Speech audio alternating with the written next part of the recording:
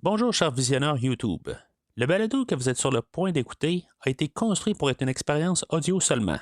Je vous invite à télécharger en version MP3 le podcast en prenant le lien dans la description ici-bas ou vous rendre sur premiervisionnement.com.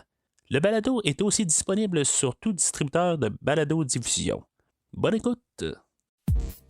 Excuse me, Mr. Hunt. Would you like to watch a movie? Bienvenue au podcast Premier Visionnement. You don't understand me, I'm telling you this top secret. Aujourd'hui, on couvre un film de la franchise Mission Impossible. This is not mission difficult, Mr. Hunt. It's mission impossible. Difficult should be a walk in the park for you. Votre mission avant de commencer à écouter le podcast est d'écouter le film proposé aujourd'hui, car on va le spoiler complètement. If the secretary wanted me out of there, it must be pretty bad out here. Bonne écoute. President has initiated Ghost Protocol. Bienvenue à Shanghai. Aujourd'hui, on parle de Mission Impossible 3, sorti en 2006 et réalisé par J.J. Abrams, avec Tom Cruise, Michelle Monaghan, Lawrence Fishburne, Ving Rhames, Simon Pegg, Jonathan Rhys Meyers, Maggie Q, Kerry Russell et Philip Seymour Hoffman. Je suis Mathieu, et moi j'aime me renverser du vin rouge sur ma chemise blanche sur mesure. Alors, bienvenue dans la rétrospective des Missions Impossibles. Maintenant, on est rendu au 3e épisode avec Mission Impossible 3. Et bien sûr, encore au podcast, j'ai un invité aujourd'hui. J'ai William qui était là au premier podcast. Salut William. Salut! Ça va bien? Oui. Oui, toi, dans le fond, aujourd'hui, là, c'est techniquement le 3e podcast que tu fais avec moi. On a fait un épisode de Star Trek Lower Prodigy, puis c'est ça, le premier Mission Impossible. Tu n'étais pas là la semaine passée pour le 2e épisode de Mission Impossible, mais tu l'as écouté quand même. Dans le fond, là, dans la générale, comment tu l'as trouvé, Mission Impossible 2? Comment, tu sais, juste une idée globale? Moi, je trouve genre correct. Ben, genre, une raison que je l'aime pas beaucoup, c'est parce qu'il y a trop de masse dedans. Tu lui donnerais comment, genre, en général, là, comme, c'est sûr qu'on va en reparler un peu, on va faire des comparatifs un petit peu avec Mission Impossible 2, le film aujourd'hui, là, il y a certains éléments là, qui reviennent, mais interprétés différemment. Mais, tu sais, sur le code du podcast, là, tu lui donnerais-tu un vert, un jaune ou un rouge à Mission Impossible 2? Un jaune. Bon, c'est bien parfait. Fait que au moins, je sais où est-ce que tu tiens. Puis j'ai donné un jaune, là, justement, là, à Mission Impossible 2. Ben, dans le fond, j'ai donné même un jaune rougeâtre, vraiment limite, là, tu sais, que dans le fond, là, c'est sûr que c'est un film que moi, personnellement, j'aime écouter, mais je suis pas capable de l'endosser. Tout simplement. Là. C'est juste en étant le plus correct quand même. Je ne peux pas arriver puis en toute bonne foi de dire au monde là, d'aller écouter ce film de Mission Impossible-là comparativement là, au premier film. Mais en tout cas, juste avant de commencer à parler du film aujourd'hui, si des fois vous êtes nouveau au podcast, puis c'est la première fois que vous écoutez le podcast avec l'épisode de Mission Impossible 3, vous pouvez vous rendre sur premiervisionnement.com. Vous allez trouver un lien pour pouvoir télécharger les 2 premiers épisodes de Mission Impossible et plein d'autres rétrospectives qui ont été faites là, par le podcast là, durant les pas loin de 4 années du podcast. Vous avez des rétrospectives comme tous les 28 films de James Bond ou tous les films de John Wick, les films de Die Hard, un petit peu plus action, on a les films de Rambo. Le but du site internet, c'est pour faciliter, dans le fond, de trouver tous les épisodes, là, au-dessus de 400 épisodes au podcast. Dans le fond, c'est pas mal plus facile en allant sur le site internet.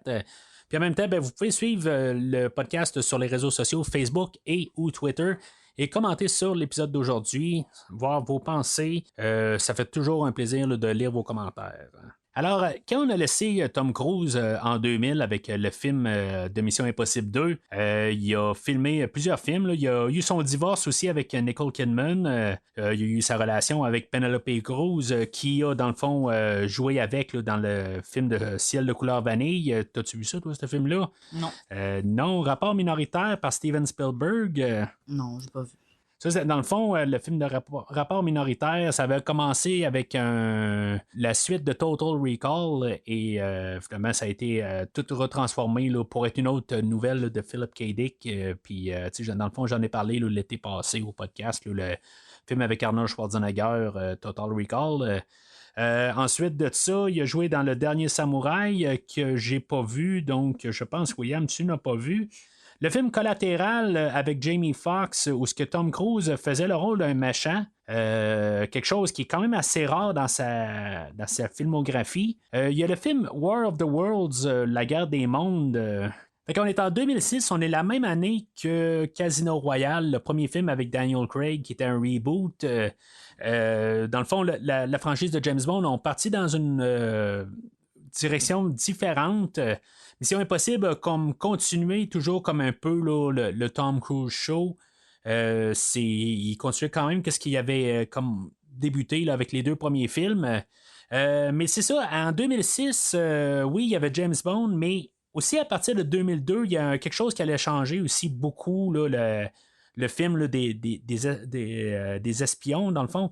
On a le film là, The Bourne Identity, qui avait sorti en 2002. Puis on a le film The Bourne Supremacy, dans le fond, qui est le 2e film. Puis dans le fond, on allait avoir le 3e film, The Bourne Ultimatum, là, qui allait sortir là, l'année suivante, en 2007. Mais par contre, même si Bourne a changé beaucoup d'affaires dans le royaume du film d'action, puis dans le fond, on a eu les tons dans beaucoup de films qui ont changé, puis qui étaient affectés par ça.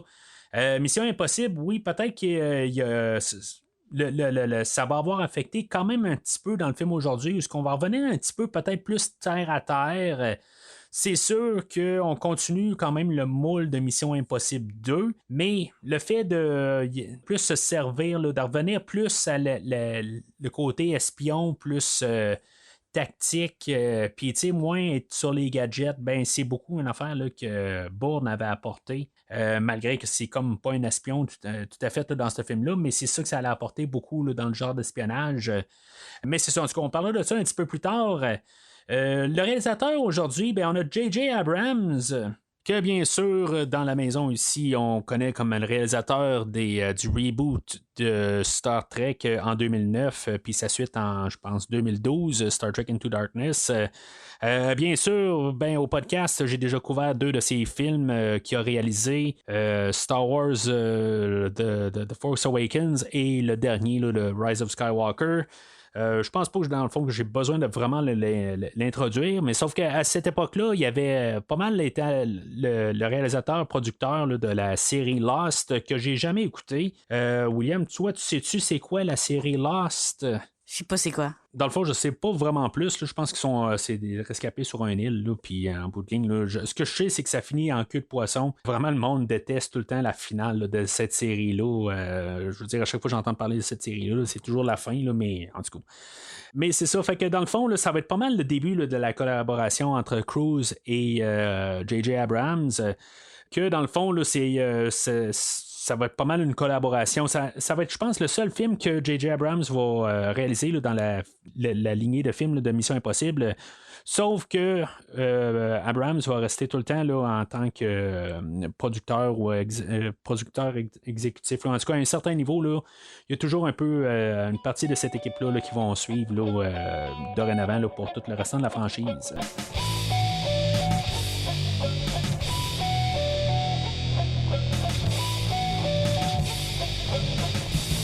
Alors, selon IMDb, le mini-synopsis du film, l'agent du IMF, Ethan Hunt, entre en conflit avec un trafiquant d'armes dangereux et sadique qui menace sa vie et celle de sa fiancée en réponse. La fiancée va devenir sa femme pendant le film, mais dans le fond, le film là, va parler beaucoup là, de la vie d'espion, de qu'est-ce qu'ils ont à vivre, comme la double vie, que dans le fond, tu sais, on est avant le film là, de Iron Man là, de 2008, où ce que dans le fond, on allait changer un peu là, toute la donne là-dessus, où ce que on allait mettre carrément là, à la vue là, la vie secrète là, des super-héros. Là, c'est sûr, c'est pas un super-héros, mais c'est un peu pareil, là, la vie d'agent secret. Que dans le fond, le danger là-dedans, c'est que si, mettons, on sait c'est qui comme agent ou que même l'autre côté, que les proches de l'agent secret ou le super-héros, n'importe qui, ben, s'ils sont au courant des choses, ben, tu sais, dans le fond, ça peut mettre en péril des personnes alentour d'eux. C'est tout un peu là, une question là, de sécurité de tout le monde. Puis en même temps, ben, tu sais, honnêtement, je pense que c'est un petit peu un commentaire sur que Tom Cruise veut mieux paraître. Honnêtement, là, en regardant comme il y a plusieurs commentaires qui vont faire comme on a l'agent Farris là-dedans qui va se faire demander si, mettons, il y a quelque chose d'extra-conjugal avec. Parce que, tu sais, dans le fond, à l'époque, Tom Cruise, il jouait un peu partout, tu sais, sans nécessairement là, être délinquant, mais c'est comme les conjoints changeaient là, un petit peu régulièrement. Fait que je pense que pour son image publique, on va jouer beaucoup avec la question qu'il est fidèle, que dans le fond, il a une vie stable. Ça, c'est un petit peu ma perception de la chose, mais je trouve juste ça quand même assez ironique, un peu dans sa vie personnelle. C'est un petit peu l'inverse, mais je pense que dans le fond, c'est vraiment une question là, de vouloir améliorer là, la vie ou le côté public là, de sa vie privée là, en tant qu'acteur.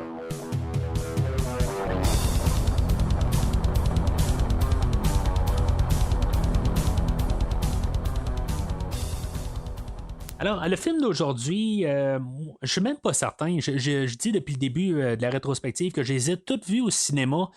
Honnêtement, celui-là, je ne suis pas certain. J'ai comme pas vraiment là, de mémoire qui me revient là, en pensant à ce film-là au cinéma. Je sais que je l'ai vu une fois dans les mêmes temps, ça je suis certain. Sauf que honnêtement, j'ai pas vraiment de mémoire qui me reviennent là, de l'avoir vu au cinéma. Je suis peut-être rendu là, à ma 7-8e écoute. Là, dans le fond, il a fallu que je l'écoute 3 fois là, pour le podcast d'aujourd'hui. Là, ça a vraiment tombé de même. Autant que j'ai vu le deuxième film, très souvent, là, pour les raisons que j'ai dit la semaine passée, ce film-là, je l'ai vu beaucoup moins souvent. J'étais à une autre place dans ma vie, puis j'étais un petit peu moins pressé là, tout le temps là, d'aller au cinéma. Là. Toi, William, t'es rendu à peu près à ton combien de visionnages là, de ce film-là aujourd'hui? Probablement environ 4 fois. Là. Tu l'as écouté juste une fois, je pense, pour notre enregistrement? Ouais. Fait que le film commence directement là, dans le feu de l'action. Ben c'est ça, c'est pas de l'action, c'est vraiment comme un suspense. On a Ethan Hunt qui est attaché à une chaise, puis que dans le fond, là, on peut comprendre qu'il doit essayer là, d'avoir. Il y a quelque chose là, comme le pied de lapin qu'il est supposé de remettre. Puis là, on ne sait pas à cet endroit-là qu'il l'a remis, dans le fond. Mais que dans le fond, il a juste. Il est poussé pour savoir que si, mettons, c'est vraiment là, la patte de lapin qui a remis. Sachant tout ça, avec tout le film, puis, ben, tu sais, on va commencer avec l'idée. Est-ce que tu trouves que commencer avec une histoire dans le futur, que finalement, on va continuer à partir de cette étape-là, à peu près à 20 minutes de la fin, toi, trouves-tu que c'est un bon départ pour le film? Ben, j'aime ça parce que ça va te faire demander qu'est-ce qui arrive et comment à devenir à là, genre. Ouais, comme comment qu'on se rend là, dans toute l'histoire. Ça, c'est une technique qui est utilisée, là, pas souvent, mais c'est une technique qui est quand même utilisée là, une fois de temps en temps. Moi, je dirais que je suis un petit peu à l'inverse de ça.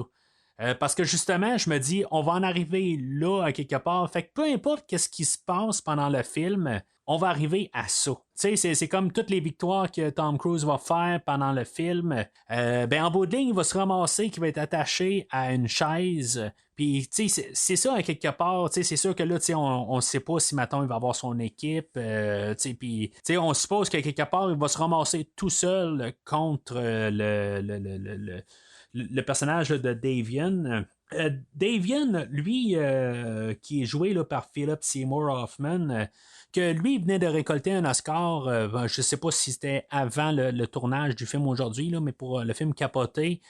Je ne l'ai pas vu, ce film-là, mais en tant que tel, comme méchant principal du film, moi, je trouve qu'il est vraiment menaçant. C'est clair que c'est pas quelqu'un qui est physiquement dangereux envers Ethan Hunt. On voit qu'il n'est pas très très en forme. Ben, pas très très en forme. On voit que c'est pas quelqu'un qui fait son jogging à tous les matins, là, on s'entend que dans le fond, c'est plus de quelqu'un de cérébral, mais que il est extrêmement dangereux parce qu'il y a beaucoup de connexions. Puis surtout, plus tard pendant le film, on va savoir que dans le fond, il y a une connexion avec l'IMF.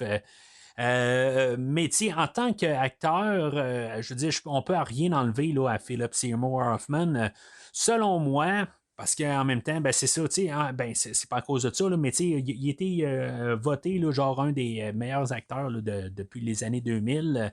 Si je me trompe pas, c'est un acteur que je vais reparler un peu plus tard au courant de l'année, là, quand je vais parler là, du film Mindhunter, là, qui est le film original là, de Dragon Rouge là, avec le film là, de Hannibal. Mais ça, c'est pour plus tard dans l'année. Toi, qu'est-ce que tu penses de Davian? Ben, il y a un air menaçant. Non, c'est clair que c'est tout dans ses yeux un peu, hein, comme son côté. Il a de l'air froid un peu. Honnêtement, si mettons on compare lui versus le dernier qu'on a vu, le Doug Gray Scott, qui était l'autre agent là, du IMF, là, Sean Ambrose, quel que tu trouverais le plus dangereux, quel que, tu sais, dans le fond, là, que tu trouves qu'il est plus une menace entre les deux personnages là, dans les deux derniers films? Ben, moi, je dirais genre les deux parce que moi, je pense que lui, dans le 2, il a plus de pouvoir que lui dans le 3. Mais lui, dans le 3, il est plus menaçant, genre. C'est sûr que c'est pas. Ben, ils ont similairement un peu là, les mêmes.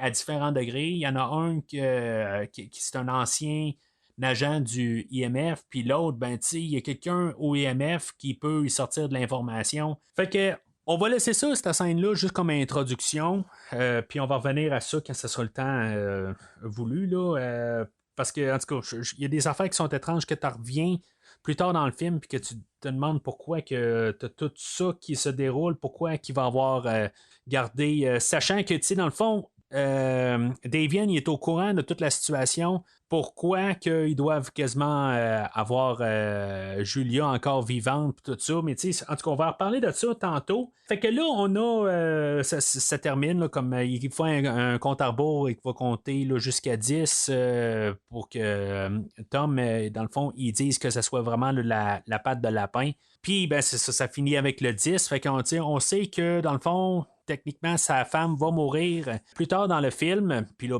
on va retourner en arrière. Mais avant de retourner en arrière, on va avoir le générique de la chanson de Mission Impossible, qu'on va nous dire, c'est Mission Impossible 3, qui est comme coupé. Là, c'est comme genre, elle dure à peu près là, 10 secondes, là, juste un peu pour qu'on ait la chanson. Puis, dans le fond, le nom du film. Je vais tout de suite parler là, de la musique. Michael Giacchino, qui fait la musique aujourd'hui. Comme vous savez très bien au podcast, je pense que je le martèle jamais assez. Michael Giacchino, c'est probablement un des pires compositeurs qui existent à Hollywood. On dirait que je trouve tout le temps moyen de parler contre lui. J'ai jamais rien contre son orchestration parce que dans le fond, même ça paraît beaucoup là, comme quand il interprète la chanson de Mission Impossible aujourd'hui. Elle sonne comme toute. C'est vraiment un très bon orchestrateur. Puis normalement, ce qu'il compose, en tout cas, à mon point de vue, c'est vraiment de la boîte. Mais honnêtement, la trame sonore d'aujourd'hui, ça va être une rareté. Je trouve qu'elle a bien du sens. Ça fait une semaine que je l'écoute, puis je suis vraiment épaté. Je suis sur le derrière, je suis assommé par le fait que je suis capable d'être en arrière de cette trame sonore-là, puis dire que c'est pas nécessairement la trame sonore que je préfère comparativement à celle de la semaine passée, mais c'est mieux que la première trame sonore de Danny Elfman. Toi, William, t'as-tu écouté la trame sonore? Je sais que c'est pas vraiment ton genre de vraiment écouter les trames sonores, mais t'as-tu remarqué la trame sonore aujourd'hui? J'ai pas écouté la trame sonore. La musique dans le film était quand même bon, là. Fait que là, on va faire un bond en arrière. On va revenir à quelque chose là, comme 4-5 jours avant. On est aux fiançailles du couple de Ethan et de Julia. On va parler un petit peu de Ethan, il est rendu à la retraite. On est quelques années là, après là, le dernier film. Je pense qu'on est 3 ans après le film de Mission Impossible 2 ou peut-être 6 ans. Là. En tout cas, dans le vrai monde, on est 6 ans après. Il est plus encore avec la fille de la semaine passée, là, Naya. Ça a l'air que ça a terminé son histoire avec et maintenant, ben, il va se fiancer là, à Michelle Monaghan qui fait le personnage de Julia. C'est ça, ben tu sais, la semaine passée, je parlais là, qu'on avait Ethan Hunt 2.0. On va revoir un peu la continuité, mais tu sais, je pense qu'on va revenir un petit peu en arrière comparativement à ce qu'il faisait là, la semaine passée. Je pense qu'on va revenir un petit peu plus dans le moule qui était là, dans le premier film. Est-ce que tu es d'accord avec moi? Je suis d'accord avec toi. Ça continue plus dans le 1 que le 2. Ouais, c'est ça, le personnage est plus similaire. Puis le personnage de Julia qui va remplacer le personnage de Naya dans le premier film, est-ce que toi, dans le fond, t'es un peu sur le choc? C'est sûr que toi, dans le fond, le premier Mission Impossible que t'as vu, c'est genre le 5 genre, ou le 6. Tu savais déjà que sa femme, ça allait être Julia, parce qu'elle revient là, dans un des films plus loin, là, même 2 des films plus loin. Mais spoiler pour ceux-là qui n'ont pas vu, je suis bien désolé. Mais c'est ça, tu sais, dans le fond, c'est-tu un choc un petit peu quand même, là, comment qu'on avait fini, là, pareil comme dans un James Bond, où ce que Bond à la fin, il finit comme bien heureux là, avec une femme dans ses bras, puis on arrive dans le prochain film, puis dans le fond, on n'en reparle jamais là, de cette femme-là. Comment tu trouves ça, toi, dans le fond? Est-ce que tu es... Tu dis, est-ce que le film d'aujourd'hui, ils vont finir heureux, mais tu dis à la fin du film, ben, c'est pas grave, parce que dans le prochain film, elle sera pas là. Ou tu t'attaches au fait là, qu'ils vont se marier, puis que tu sens qu'il y a quelque chose. Essaie de pas penser au futur de la franchise. Moi, je pense que lui, dans le 3, il fait plus de sens que lui, dans le 2. Là. Pourquoi tu dis ça? Je veux dire, tu crois pas à l'amour en 2 jours, que dans le fond, ils sont tous prêts à tout donner en 2 jours? Exactement. Je pense qu'on est pas mal d'accord là-dessus. Je pense que il n'y a pas grand monde, je pense, qui sont contre ça. En fait, l'actrice, j'ai pas vraiment là, de problème avec Michelle Monaghan. Par contre, tu sais, j'avais pas de problème avec Niall aussi là, la semaine passée. J'aurais aimé ça pareil d'un côté qu'on essaie de faire du sens de l'histoire avec Naya. Parce que, tu sais, on aurait pu quand même prendre l'histoire puis le personnage qu'on avait vu la dernière fois avec Naya, puis on aurait pu quand même les faire se marier, on aurait pu quand même évoluer leur relation. Puis aujourd'hui, elle aurait eu plus de poids. Le problème la semaine passée, c'était pas Naya ou Tandy Newton, tant qu'à moi. Le problème, c'était la manière qui était écrite. Parce que, dans le fond, elle, Tandy Newton, était captivante. On voyait qu'elle, elle s'amusait, elle était bien sur le plateau de tournage. Tandis que, aujourd'hui, il n'y a pas de problème avec Julia. Sauf que je pense on a fait un retrait avec elle aussi. Je pense qu'on va avoir corrigé un petit peu, de l'avoir mis un peu à l'avant-plan. On va la reculer un peu, contrairement au dernier film, que dans le fond était très importante à l'histoire pour qu'elle avance. Dans le fond, c'était comme la motivation à Tom Cruise là, dans ce film-là, mais on va avoir comme, en guillemets, corrigé ça pour le film d'aujourd'hui. Là. Fait que c'est ça, c'est le fiançailles. Tu trouves ça étrange, toi, quelque part, tu sais?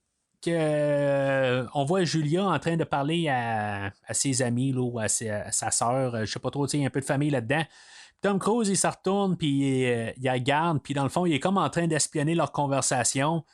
Puis l'autre bord de la maison, dans le fond, il se mêle pas de ses affaires. Trouves-tu que ça fait freaky un petit peu? C'est bizarre, là. Ouais, mais c'est comme... En tout cas... Je me dis, tu sais, il est-tu contrôlant, là, tu sais, je sais pas, tu sais, il regarde tous les mots un peu partout de ce qu'il se dit s'il n'y a pas quelqu'un qui parle dans son dos, là. Ah non, je pense parce qu'il voulait faire savoir qu'il peut... Lire sur les lèvres? Ouais, c'est ça. Ouais, ben, j'entendais là, dans le commentaire audio du film, quand j'ai écouté le film la troisième fois, ben, j'ai pas eu le choix de me la retaper une troisième fois pour écouter le commentaire audio. Puis supposément que le film, il l'écrivait quasiment à mesure. Il savait à peu près où il s'en allait pour le film, mais il écrivait le film à mesure. Supposément qu'il y avait cette scène-là qui avait été filmée, puis que c'était juste pour montrer un peu les habiletés à Ethan Hunt. Mais plus tard, quand ça leur revient, là, quand il est attaché à la table, ben, il cherchait une affaire là, pour montrer comment il pouvait se déprendre de cette manière, de cette situation-là. Puis ils se sont dit, ben, hey, au début du film, on avait déjà mis en place le fait qu'il est capable de lire sur les lèvres. Fait qu'on pourrait se servir de ça, cette habilité-là. Fait que c'est juste comme un hasard, à quelque part, que se sont servis de ça plus tard. Mais tu sais, ils ne sont pas toujours obligés de mettre quelque chose pour, tant qu'à moi, juste pour. C'est une habilité, mais on n'avait pas besoin de le voir au début du film, pas plus tard. En tout cas, c'est quelque chose qui aurait pu couper là, en tant que tel. Là, on aurait compris un peu plus loin là, qu'il est capable de lire sur les lèvres, là, qu'il répond au personnage là, de Musgrave. Puis en parlant de Musgrave, ben, c'est ça, lui, dans le fond, il va appeler Ethan Hunt pendant la soirée. Puis il va le faire amener là, à un dépanneur. Dans le fond, là, j'aime quand même la petite scène où ce qui va arriver, puis qu'il va. Tom Cruise, il va jeter la glace par la porte arrière, puis dans le fond, là, il va dire ben là, il manque de glace. Fait que il va devoir aller au dépanneur.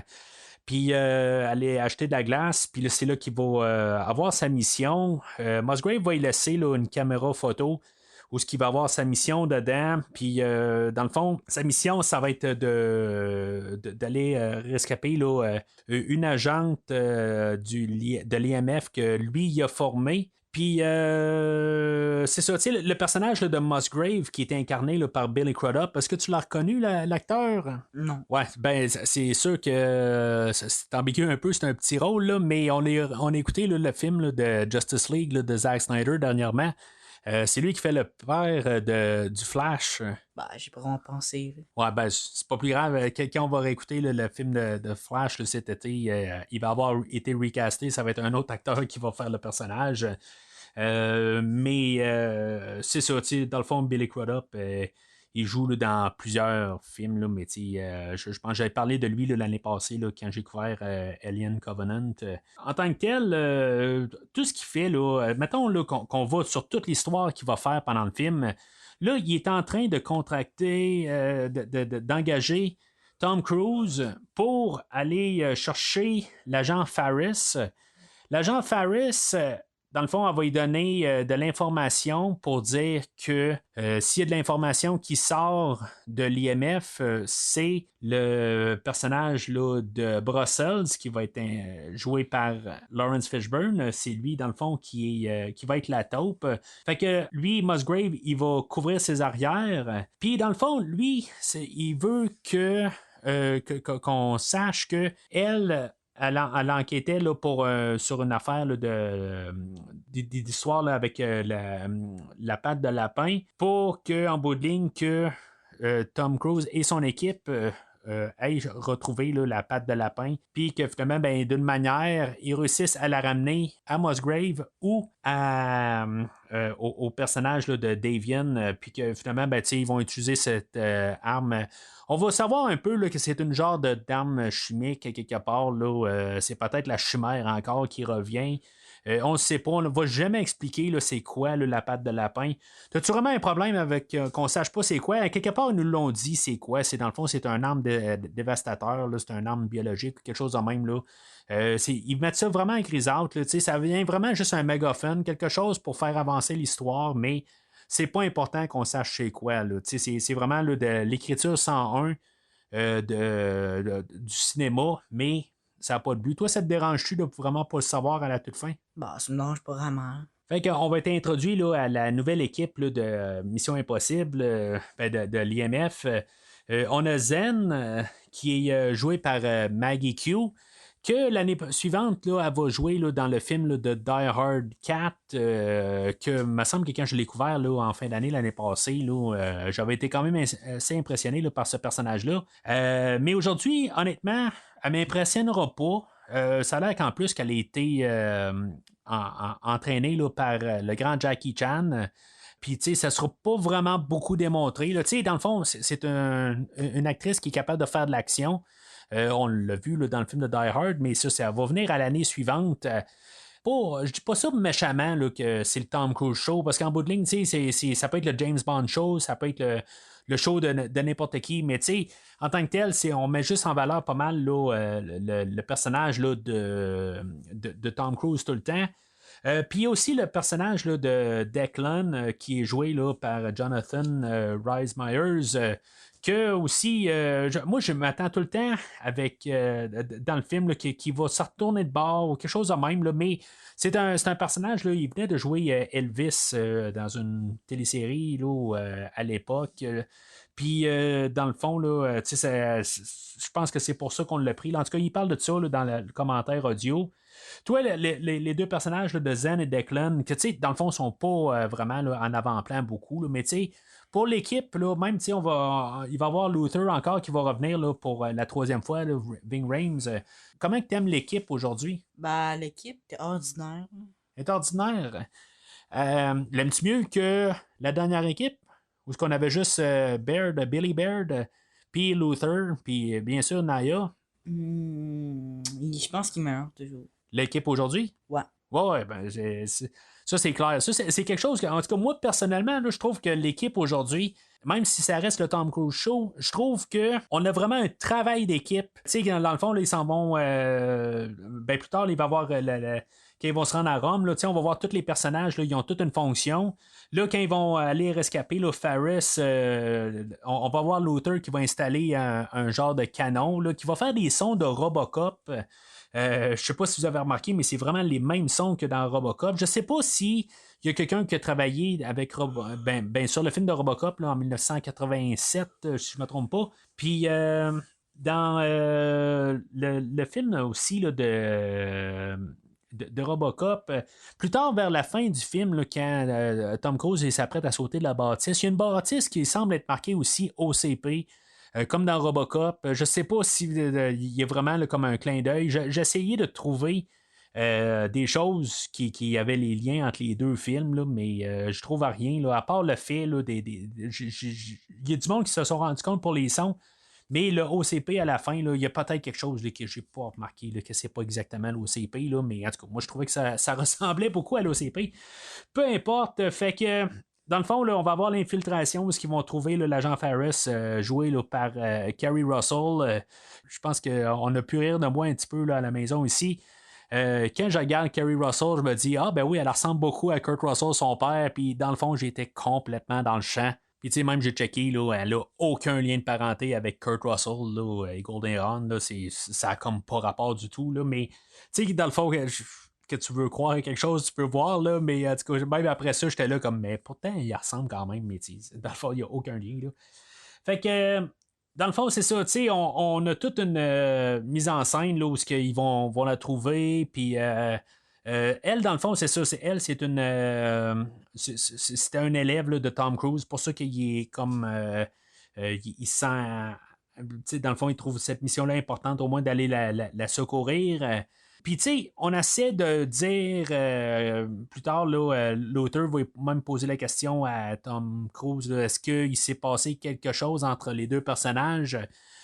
J'avoue que je me le demande pareil si c'est pas passé quelque chose entre les deux personnages, parce que il semble vraiment vouloir éviter la question. Il n'ose même pas essayer de répondre. Là. C'est comme il est en train de lui demander quasiment... pas de quel droit qu'il demande, mais c'est comme il esquive trop la question. Toi, tu pensais qu'il s'est passé quelque chose entre Tom Cruise et Ferris? Ça change absolument rien à l'histoire, là. Je veux dire, à quelque part, il a passé à autre chose. Là. Ben, peut-être, là, c'est sûr qu'il coupe, genre, juste. Il dit, genre, est-ce que t'as déjà couché avec ta soeur? Puis après, ça coupe juste après. Ouais, c'est sûr, ça l'aide pas, justement, à pourquoi que je trouve que, tu sais, il savait pas comment répondre à cette question-là. Je pense qu'il aurait dû quasiment pas le mettre. Là. Ça pose quasiment plus de questions, mais ça change pas. Quelque part, il peut savoir passer quelque chose. Là, puis, je veux dire, il y a un attachement, peu importe. Là, mais en tout cas, fait que là, ils se ramassent, ils vont réussir à aller la secourir. On va avoir une genre de poursuite hélicoptère contre hélicoptère. Ils vont se promener au travers là, des éoliennes. Comment tu trouves ça, toi, pendant ce temps-là? Ben, elle commence à avoir des mal de tête, puis là, ben, c'est ça qu'on sait qu'elle elle a une genre de petit explosif dans sa tête, puis elle a quelques minutes. Sinon, ben, elle va mourir de ça. On lui met en place là, le défibrillateur qui pourrait, dans le fond, désamorcer là, la bombe. Puis, ça va revenir là, tout à la fin du film. On est toujours en train de nous replacer des affaires que finalement, ben, ça va revenir beaucoup plus tard là, dans le film. Je ne sais pas si tu t'es rendu compte de ça. On est toujours en train de vraiment faire là, de l'écriture 101. On est en train de tout le temps lier cette chose-là a une conséquence plus loin. On est en train de bien nous dire que Tom Cruise est capable de lire sur les lèvres, ça va revenir plus loin. Il y a une bombe dans sa tête, puis on est capable là, de la désamorcer par un défibrillateur, puis ça va revenir plus loin. Il y a toutes des petites affaires de même. Puis, je suis en train de nommer juste 2 affaires, là, mais il y a encore plusieurs petits détails qui reviennent plus loin. Même toute l'introduction elle-même, elle va revenir plus loin parce qu'ils nous ont tout placé là, l'avion, ils ont placé la patte de lapin. Toutes ces affaires-là, on sait que ça va s'en venir plus loin. Toi, je veux dire, à quelque part, tu trouves ça peut-être trop tout le temps nous récompenser ou récompenser l'histoire que, dans le fond, on a déjà établi ça depuis le début. Est-ce que ça te dérange? Je pense que c'est trop. Là. Ouais? Ouais. Ben, c'est ce que je pense aussi. C'est bien écrit. Je trouve que c'est bien écrit, mais c'est trop prendre le monde pour des nonos. C'est ce que j'ai un peu l'impression, quelque part. Il y a des affaires qui peuvent être juste un peu un hasard ou pas besoin de comme écrire chaque idée 2 fois.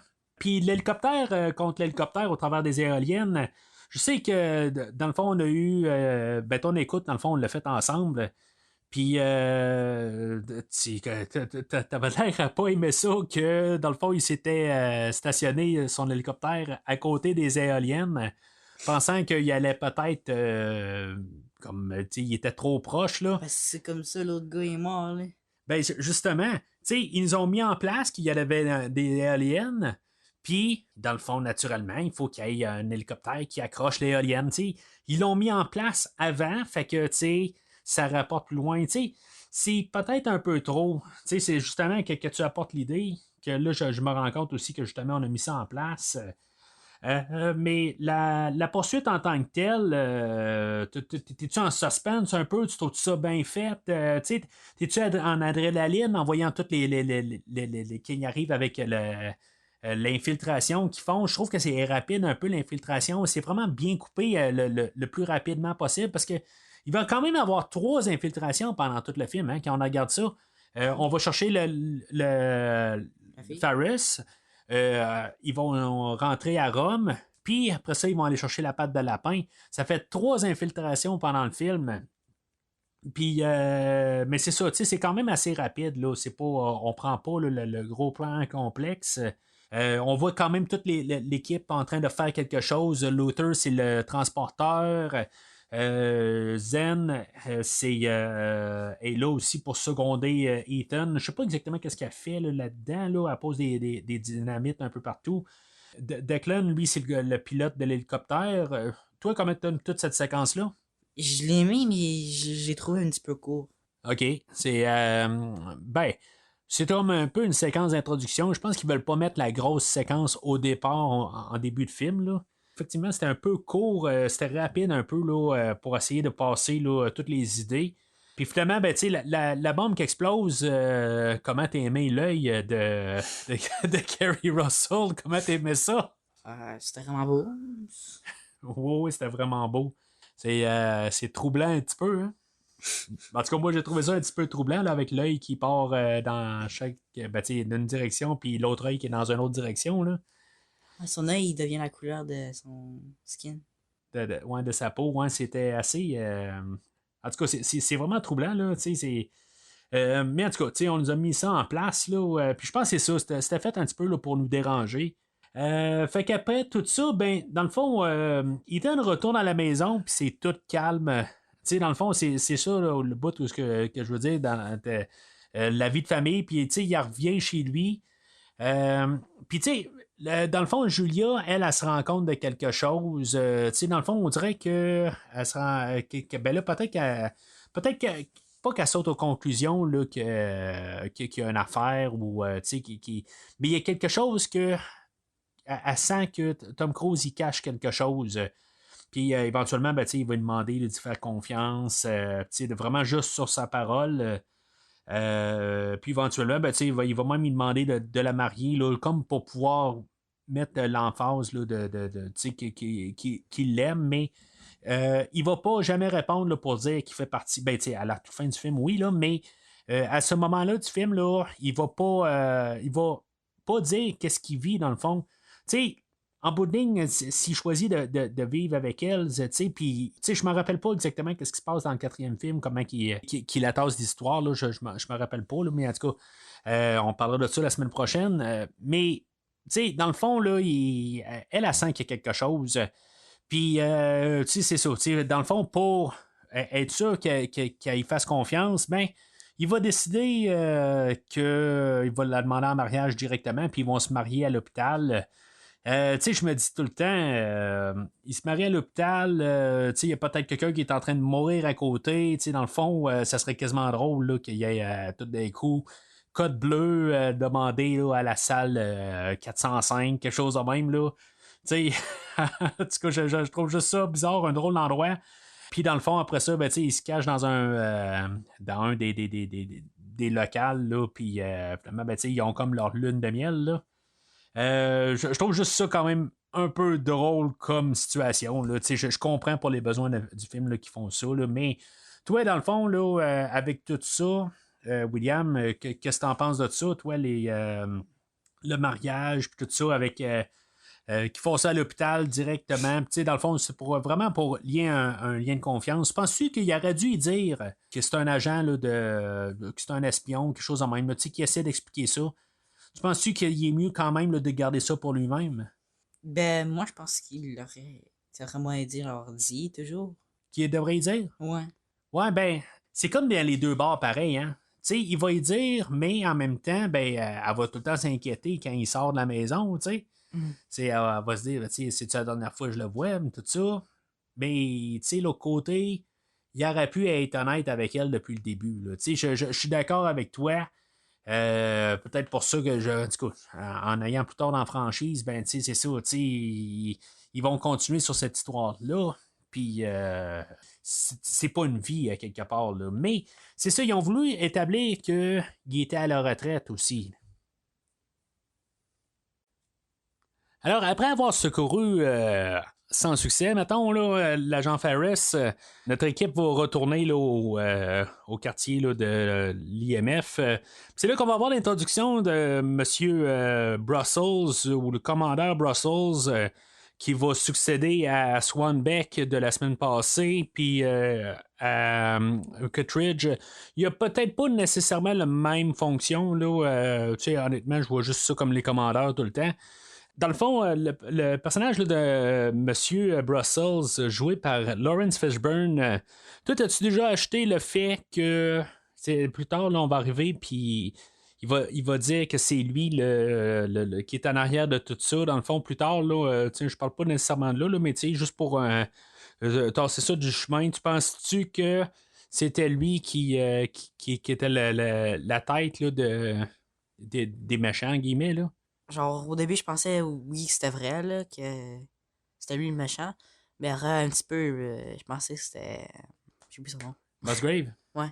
Mais, avant qu'on le voit, ou avant la révélation à la toute fin que c'était Musgrave, ou Ouais. qu'est-ce qui t'a fait décliquer que c'était Musgrave? C'est sûr que tu avais vu le film là, il y a une couple d'années aussi. Là. Non, Tu t'en es rappelé ou. C'est parce que, genre, il y a des choses qui. Genre. Je sais pas comment expliquer. C'est juste qu'est-ce qu'il fait, genre. Musgrave? Un petit peu, ouais. Genre, comment il est. Puis... C'était louche. Ouais. Juste pour clarifier, là, Lawrence Fishburne, ça fait plusieurs fois que j'en parle au podcast. Bien sûr, il est bien connu pour le personnage de Morpheus dans La Matrice, que j'ai parlé de La Matrice là, il y a 1 an et demi de ça. Il a joué là, dans le film là, de Predator de 2008 qu'on a écouté ensemble, dans le fond. Je sais pas si tu te rappelles. Il fait un rôle là-dedans. À part de ça, c'est un acteur que tu connais d'autres choses? Je pense pas, mais je sais c'est qui, mais Tu le connais pas nécessairement. Là, non, je le reconnais, mais je le vois pas dans beaucoup Je le vois dans quelques films, des fois. Ok, ouais, t'en prends pas note. Dernièrement, dans le fond, là, j'ai couvert le film de John Wick 4 qui était dedans. Là. Fait que là-dessus, ça va être. C'est un retour, là, dans le fond, avec Keanu Reeves là, qui a fait là-dedans. Là. Mais en tout cas, c'est un acteur là, qui a une très longue carrière. Puis il y a même le film là, de Freddy 3 qui a joué dedans, là, vraiment en début de carrière. Puis. Même, dans le fond, Apocalypse Now aussi, que j'ai couvert cette année. Là. En tout cas, je veux dire, il est apparu quand même une couple de fois là, dans le podcast. Fait que Faris, avant de mourir, puis avant de se faire kidnapper, elle a envoyé une carte postale à Ethan, que dans le fond, il y avait une genre de micro-puce dessus, que finalement, là-dedans, ça parle là, de la patte de lapin, qu'il va y avoir une genre de transaction avec le personnage de Davian qu'on a parlé tantôt. Puis dans le fond, là, cette transaction-là va se passer là, au Vatican. Fait que on va avoir la deuxième infiltration qui va être plus élaborée. Ça va être vraiment celle-là qui va être comme la séquence là, d'infiltration là, du film. On va voir Ethan et Declan, qu'eux autres vont arriver avec une camionnette, puis la camionnette va tomber en panne. Après ça, Tom Cruise va partir de son bar, va monter sur le mur, il va ranger la caméra pour que, dans le fond, il va mettre une photo, puis il va cacher la caméra. Il va se déguiser en prêtre, puis dans le fond, il va prendre la place à Davian. On a Declan que lui, il va s'infiltrer pour laisser d'un autre bord. Je me demande quasiment pourquoi ils ne sont pas tous rentrés par la même place que Declan, là, mais parce qu'en bout de ligne, ils se rencontrent tous en dedans. Mais en tout cas, ils ont tous trouvé là, plusieurs manières de rentrer dans le Vatican. Puis, c'est ça, on a des clins d'œil à Mission Impossible 1, où encore une fois, pour la troisième fois, on a Tom Cruise là, qui se laisse tomber. Encore, lui, c'est volontaire, dans le fond, là, mais il va atterrir à 2 pouces du sol. Toute cette séquence d'infiltration-là, on va juste là, pour l'infiltration. Moi, je trouve ça quand même pas pire en tant que tel. Là. C'est ça, Mission Impossible, c'est toute l'infiltration. Comment tu trouves ça, toi? Ouais, moi, je pense que c'était bien planifié. T'as-tu aimé le bout où dans le fond, il parle italien? Puis on peut se permettre de parler contre, en guillemets, contre les Italiens parce qu'on est de descendance italienne, on a du sang italien. Fait que on peut se permettre ça, mais ils sont toujours avec faire des gestes. Je trouve ça drôle, ça fait cliché un peu, toujours en train de parler, là, puis plein de gestes. Je sais pas s'ils font vraiment ça à Rome, tous les Italiens en train de parler, là. On a du sang italien, mais en tout cas, peut-être aussi, justement, quand je fais mon podcast, je suis quand même assez souvent expressif, justement. J'ai les bras qui passent souvent, là. Si vous me verrez, ce serait un podcast visuel. Mais comment t'aimes ça, toi, dans le fond, là, tous les arguments qu'ils font là, en pleine rue, tu sais, dans le fond, ils causent un trafic. As-tu trouvé ça drôle un peu? C'était bizarre, là. Mais pourquoi il voulait faire un trafic? Il voulait faire du trafic? Ben, ouais, pour que, dans le fond, que il puisse monter le mur. Ah, pour que personne ne voit, genre. C'est ça. OK. Mais tu sais, ça n'a comme pas de sens quand tu y penses pareil. Là. C'est comme si, genre, tout le monde, il n'y a personne qui va le voir pareil. Là, tout le monde regarde la vanne, il n'y a personne qui se promène dans la rue. Il y avait tellement, genre, un auto, je pense même qu'il y avait un auto dans le derrière qui bougeait. Ah, ça se peut. Ça se peut, tu sais, c'est comme ça c'est n'importe quoi un petit peu, là. Puis c'est ça, tu sais, on a Zen, qu'elle va rentrer avec, je sais pas quel genre de voiture, là, une voiture clairement là, qui est genre mon salaire genre sur 5 ans, là, qu'elle doit coûter la voiture, là. Puis c'est ça, dans le fond, elle va rentrer par la porte principale avec sa voiture. Dans le fond, comme je peux comprendre là-dedans, ils vont utiliser la voiture pour partir avec Davian, puis dans le fond, ils vont faire sauter la voiture comme pour montrer que Davian il est mort dans cet accident de voiture-là, de cette voiture-là qui a explosé. Puis c'est ça, dans le fond, il va falloir qu'il prenne la place à Davian, dans le fond, officiel, dans le fond, puis on va avoir une création de masque. Comment tu trouves, dans le fond, la création du masque? Parce que je pense que c'est la première fois dans le film qu'on voit, dans les 3 films, qu'on voit la création des masques. sais, dans le fond, là, ça prend genre à peu près 15 minutes à faire les masques, là, qu'on peut voir. Ah, aussi, il montre comment, genre, le faire. Ouais, c'est ça. Faut que tu prends des photos, là. Ouais. Après, Des photos, peinture, il place les sourcils, la perruque.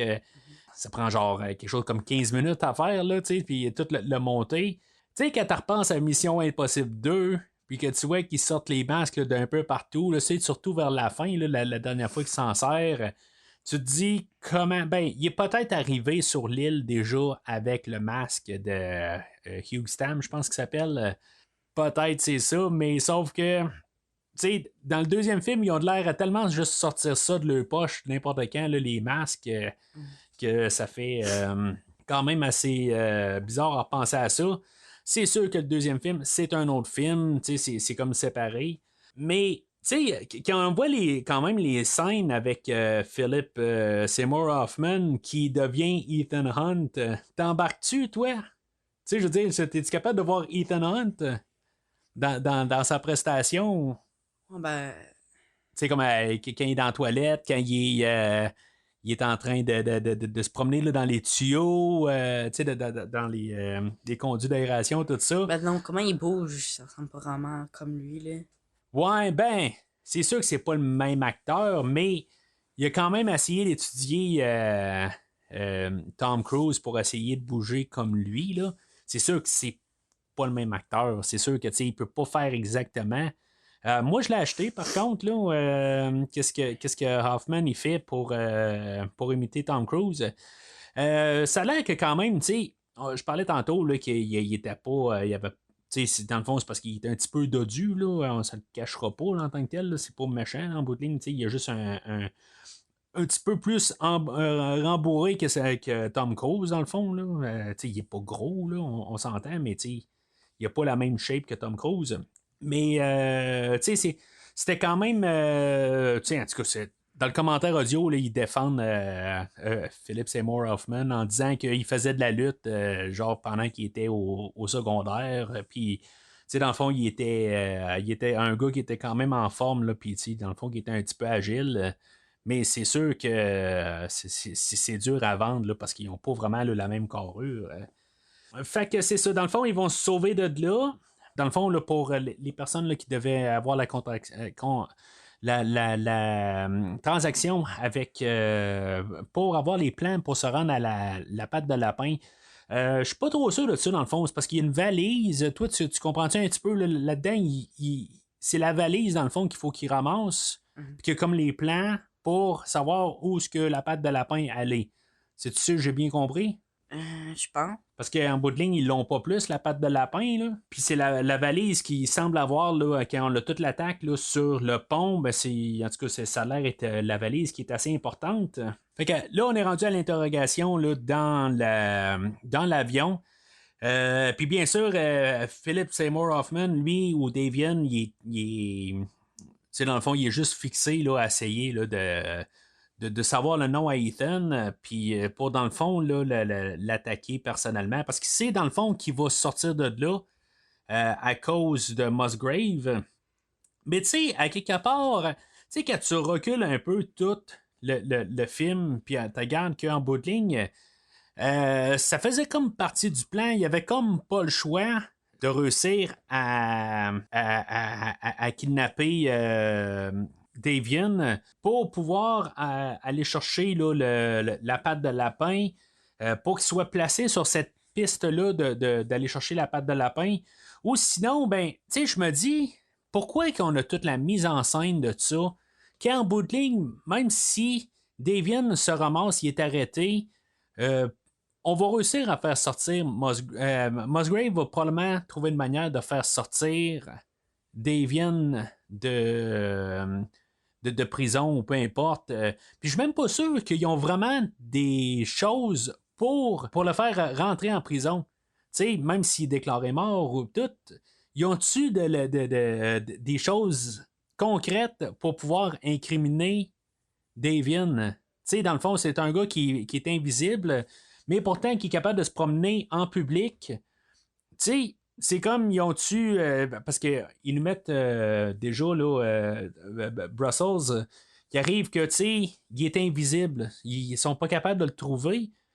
Mais, puis, tu sais, dans le fond, il fait des dons partout, tout ça, puis il paraît bien. Puis, tu sais, ils vont-ils être capables de le rentrer en prison? Moi, j'ai quasiment l'impression qu'ils ne pourront pas le rentrer en prison, là, tout ça. Fait que, pourquoi que, dans le fond, Davian, en le faisant sortir, là, qui devient un évadé de prison, c'est sûr que là, ils vont avoir une raison de le faire rentrer en prison. Tu sais, c'est comme... Fait que là, ils n'ont rien, puis c'est ça. Tu sais, dans le fond, le fait qu'ils s'arrangent pour se faire évader, ben là, c'est ça. Tu sais, ils peuvent le rentrer en prison. Mais c'est ça. Tu sais, as-tu remarqué que, dans le fond, dans l'interrogatoire, c'est pas Ethan Hunt qui fait l'erreur de donner son nom, c'est Luther. Dans le fond, là, dans tout le film, là, Ethan, il fait pas d'erreur, là. C'est tout le temps quelqu'un d'autre qui fait une erreur, puis dans le fond, c'est lui qui paye pour, là. T'as-tu remarqué ça? Pas vraiment. Non, t'as pas remarqué ça? Ben, en tout cas, moi, j'ai remarqué ça avec cette scène-là, là, que, tu sais, c'est pas Ethan qui accidentellement, il fait une gaffe. C'est Luther, là, qui va le nommer... qui va nommer Ethan, parce que là, il est en train de le virer de bord dans l'avion, puis que, tu sais, dans le fond, Luther, là, il dit Ethan, arrête, faut pas le tuer, il faut continuer à lui poser des questions, faut, tu sais, puis faut savoir c'est quoi la patte de lapin. Ethan, arrête, Ethan, il faut pas le tuer, puis, tu sais, il arrête pas, tu sais. Mais c'est pas Ethan qui... parce que lui, c'est ça, Davian, lui, il veut avoir le nom. Mais en bout de ligne, tu sais, c'est tout orchestré. Je sais pas pourquoi il prend ça tellement personnel. En bout de ligne, ça fait partie ça fait partie de la game.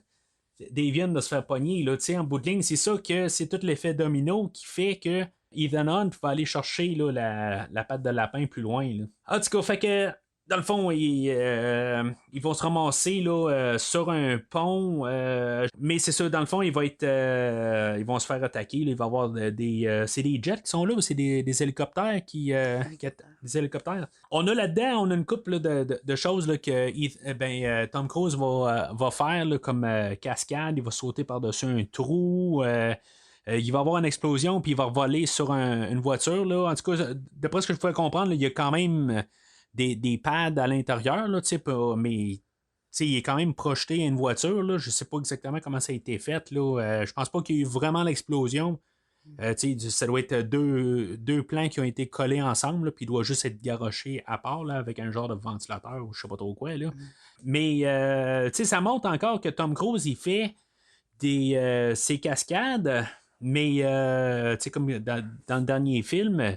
Mais moi, en tout cas, en voyant ça, puis même plus loin, là, il va sauter là, d'un édifice. Je pense que c'était fait quand même en studio, là, mais tu trouves-tu que dans le film aujourd'hui, que c'est tout un peu contrôlé, il y a un petit peu moins de... c'est parce que je parle un petit peu aussi en sachant où est-ce qu'on va s'en aller avec Tom Cruise, puis qu'est-ce qu'il veut faire, de vraiment risquer là, avec des cascades en montant sur le bord d'une édifice, là, je me rappelle plus dans quel pays, là, je vais en parler la semaine prochaine. Se tenir sur le bord d'un avion, puis sauter là, en parachute là, à peu près 100 fois. Là. Mais c'est ça, tu sais, toutes des affaires de même, mais même si on compare à la semaine passée, où il était sur le bord d'une falaise, puis qui sautait d'un bout de falaise à l'autre, as-tu l'impression que c'est plus assaini un peu, tu sais, c'est moins... c'est moins dangereux que ce qu'il fait aujourd'hui comparativement à ce qu'il a fait dans Mission Impossible 2. Parce qu'il est plus vieux. Parce qu'il est plus vieux, ouais. Peut-être. Pourtant, il va être plus vieux encore la semaine prochaine, puis il va faire des choses encore plus risquées. Mais c'est sûr qu'il y a 6 ans entre Mission Impossible 2 et Mission Impossible 3. Mais fait que je suis pas fou en tant que tel. T'sais, on dirait qu'il fait moins de risques. Il y a un bout qui saute par-dessus un trou. Mais tu sais, c'est moins impressionnant. On s'entend-tu que comparativement à ce qu'il a fait la dernière fois avec la moto, la moto, c'était pas lui. Il y avait des cascadeurs qui étaient ses motos, là, d'après ce que je peux comprendre. Mais juste le coup de la falaise, là, tu sais de quoi je parle? Au début, là, il saute d'une falaise à l'autre. Là, il fait quand même, il a peut-être un harnais, mais tu sais. Ouais. Fait que là, une fois que Davian se fait sauver, dans le fond, là, en guillemets, là, il se fait secourir. Il tient promesse, dans le fond, qu'il allait kidnapper Julia. Puis, dans le fond, ben, c'est ça, on a un peu un chat de la souris, là, où Ethan là, essaie là, d'aller retrouver Julia. Il n'est pas capable de la rejoindre. On s'entend-tu que c'est un petit peu exagéré, là, ce qui se passe dans l'hôpital? Dans le fond, il essaye sur son cellulaire est fermé. Après ça, dans la salle qui est dedans, il y a. Hein? Il appelle l'hôpital, après, genre. Après il y a la fille, elle met le téléphone à elle, là. Ouais. Elle prend une douche, là. Ouais, c'est ça, elle est en train de prendre sa douche.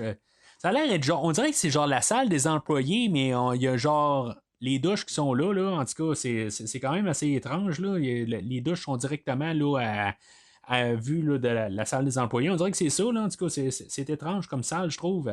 Puis finalement, ben, c'est ça, tu sais, Ethan ne réussit pas à la rejoindre. Fait que Ethan, une fois qu'il ressort de l'hôpital, l'IMF, en tout cas, des gardiens de sécurité, là, ou la police, je sais pas, d'autres agents, dans le fond, vont arrêter Ethan. Puis, tu sais, ça fait quand même assez bizarre de voir ça pareil parce que on voit Ethan se faire, tu sais, il se fait tirer au taser, là, tu sais, puis il devient, là, impuissant carrément. Là. C'est le genre d'affaire qu'on n'a pas vu, je pense qu'on n'a jamais vu ça à date là, dans la série en ce moment. Non. Non, c'est ça, hein? Ça fait étrange de le voir comme carrément à terre, puis, tu sais, il est arrêté, là. C'est comme tout d'un coup, là, ils ont essayé de faire quelque chose, il est humain après tout, là, ça a l'air. Fait que là, il est arrêté, puis là, ils mettent un masque là, à la Hannibal Lecter qui, tu sais, dans le fond, il cache la face, là, qui peut comme pas parler. Qu'est-ce qu'il dirait? Ben, tu sais, à ce moment-là du film, on est supposé de penser que la tête qui est en arrière de Davian, c'est le personnage de Brussels. Fait que, tu sais, il y aurait comme rien à dire, mais l'autre côté, je comprends pas pareil pourquoi qu'ils mettent un masque. Sinon, ça serait juste justement pour faire juste quasiment un clin d'œil à Hannibal Lecter qui était interprété par Anthony Hopkins, qui était le commandeur avant le personnage de Brussels. Je sais pas pourquoi il change tout le temps à chaque film pareil. Je pense pas que Lawrence Fishburne va revenir la semaine prochaine. Je pense que c'est Alec Baldwin qui le fait. Je sais pas son nom. Alors, en tout cas, ça se peut que ce soit lui ou pas. Là. C'est pas grave, là, on parle toujours de Mission Impossible 3 aujourd'hui. Mais c'est ça, en tout cas, c'est quand même drôle pareil que c'est tout le temps quelqu'un de différent, mais en même temps, c'est comme ça montre que c'est pas tout le temps juste comme la même équipe, c'est des différents projets, puis à quelque part aussi, ça l'évolue. Je trouve pas ça nécessairement une mauvaise affaire que ça soit tout le temps quelqu'un de différent. Ça montre que comme je dis que les personnages peuvent bouger. Peut-être qu'Anthony Hopkins pourrait revenir là, ben, pas la semaine prochaine, je sais qu'il ne revient pas dans la franchise, mais il pourrait revenir là, dans Dead Reckoning, là, le prochain film, ou parce qu'il est placé à un autre endroit, ou dans le fond, il a la même fonction, mais il est juste il est sur un autre dossier. Ça montre que c'est pas un univers fermé. Je sais pas si tu me suis, là.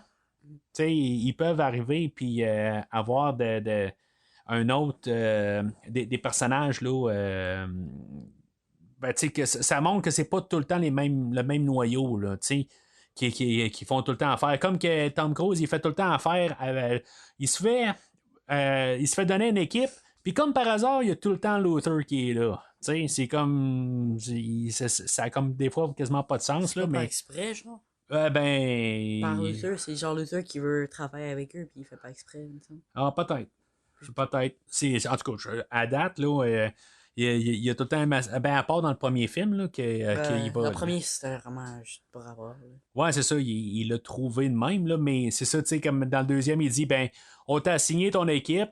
Non, c'est vrai, dans le deuxième, ils disent, l'important qu'ils choisissent Naya, mais les deux autres, c'est lui qui peut les choisir. C'est vrai. Fait que ça n'a pas rapport tout à fait à ce que je dis. Là.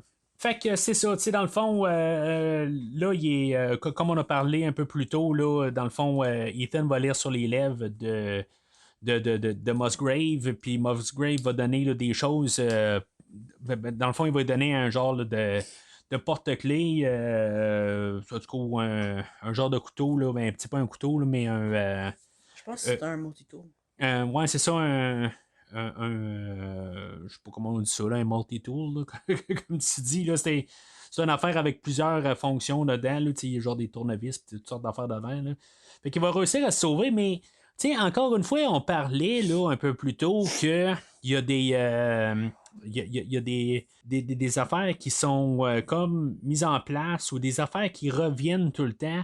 Puis, tu sais, plus tard aussi, il va prendre un crayon pour, tu sais, quand on va revenir au début, là, avec la séquence où ce qui est attaché, ben, tu sais, avec un crayon, on va réussir à se déprendre des menottes, tout ça. Tu sais, c'est tout le temps des petites thématiques qui reviennent tout le temps, les mêmes petites affaires, là, les mêmes idées, là, puis ça finit pas, là. C'est tout le temps comme genre, on a 2 fois le film, tu sais, dans le fond, on coupe la moitié du film, on va avoir la moitié des idées, puis quand on continue le film, ben, on a les mêmes idées, mais dans une différente situation.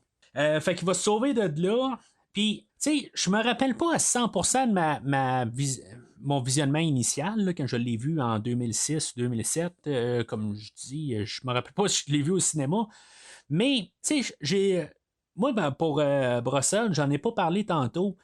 Je pense pas avoir embarqué à 100% que c'était le méchant, puis je pense que, tu sais, c'est le genre d'affaire que j'ai oublié, là, peut-être quand je l'ai réécouté une couple d'années.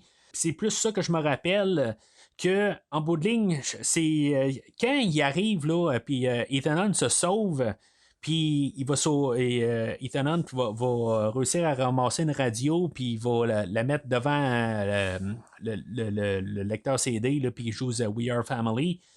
Je me dis, c'est comme trop drôle, puis la manière que Lawrence Fishburne va répondre. J'ai comme l'impression, tu sais, qu'il n'est pas enragé, il est pas. Sa réaction ne me vend pas l'idée que c'est lui la grande tête contre Ethan. Là. En tout cas, tu sais, la grande tête du méchant. La réaction qu'il fait, il dit, ben là, il se fout de moi, là, tu sais, je veux dire, ce qui se passe là. Tu sais, c'est juste la manière qu'il agit. C'est pas la manière que si c'était le grand méchant qui agirait de même. Tu comprends ce que je veux dire? Ouais. Fait qu'on est rendu à la 3e infiltration. On a Musgrave qui arrive et qui a dit qu'il a intercepté une communication qui s'est ramassée là, avec le personnage de Brussels. Puis dans le fond, il l'envoie à Shanghai où ce que dans le fond la patte de lapin allait.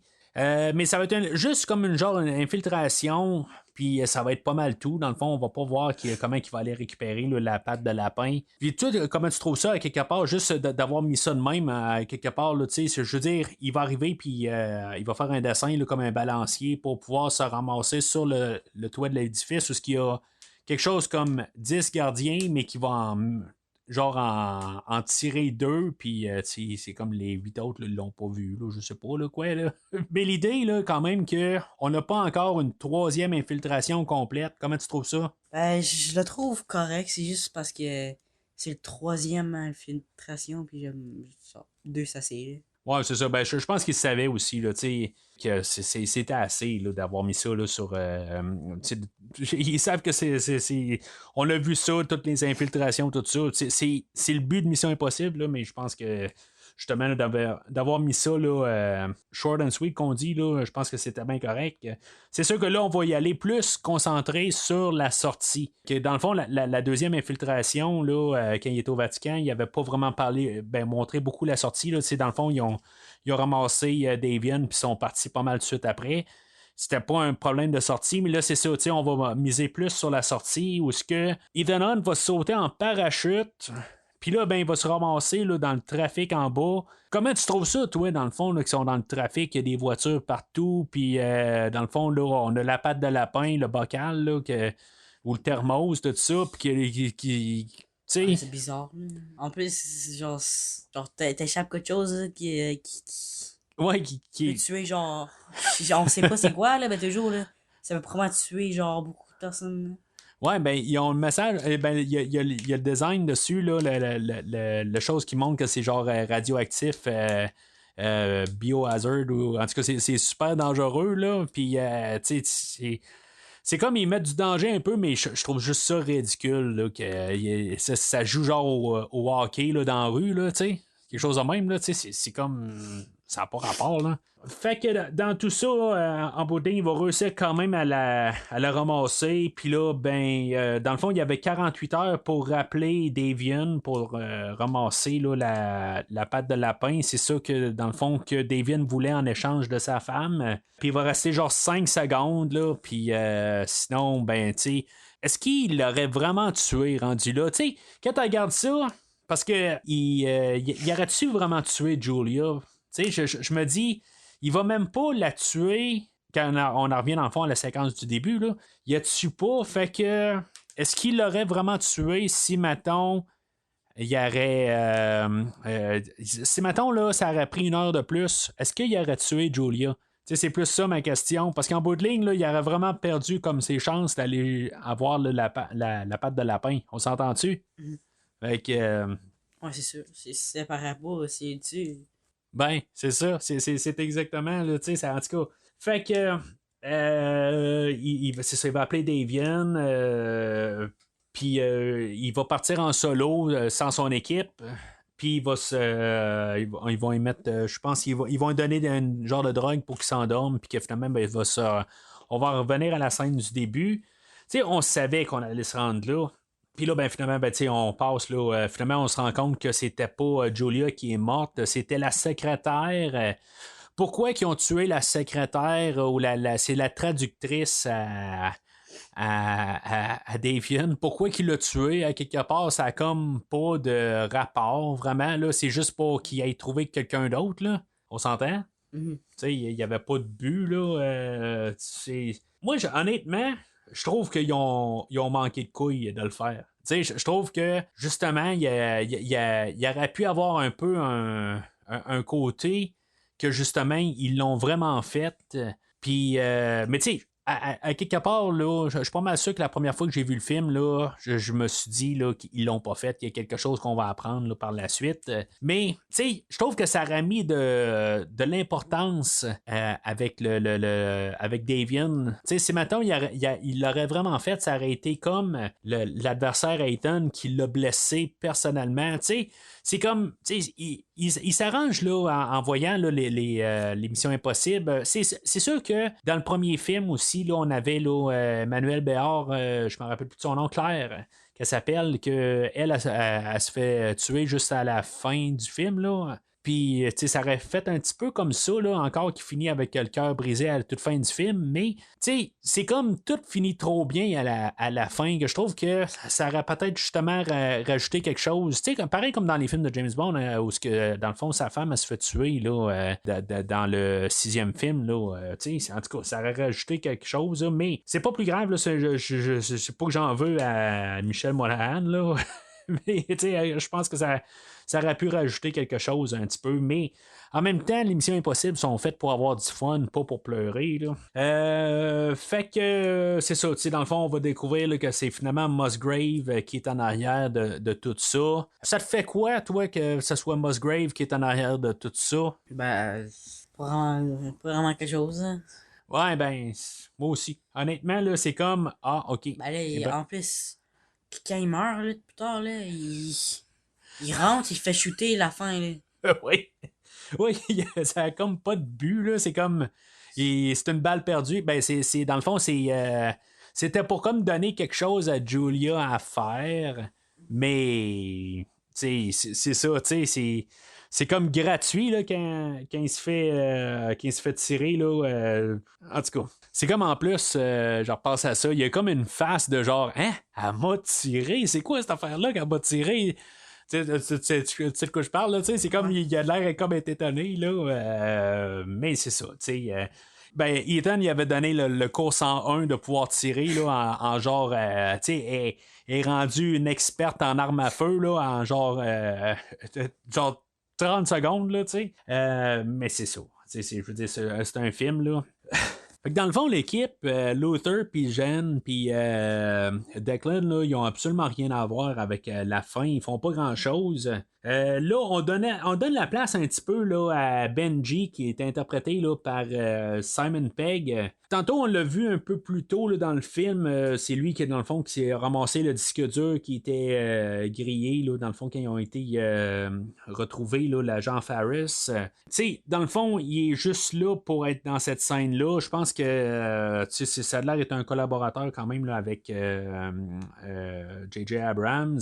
Lui, à l'époque, il était reconnu pour un film là, qui s'appelle Shaun of the Dead, que j'ai toujours pas vu, ou j'ai vu une fois, puis j'ai purgé ça de ma mémoire. Là. Je pense que je l'ai vu en morceaux. C'est genre, je l'ai écouté en genre 4 morceaux, fait que je me rappelle plus vraiment. Là. C'est un film humoristique avec des zombies. Là. Puis c'est ça.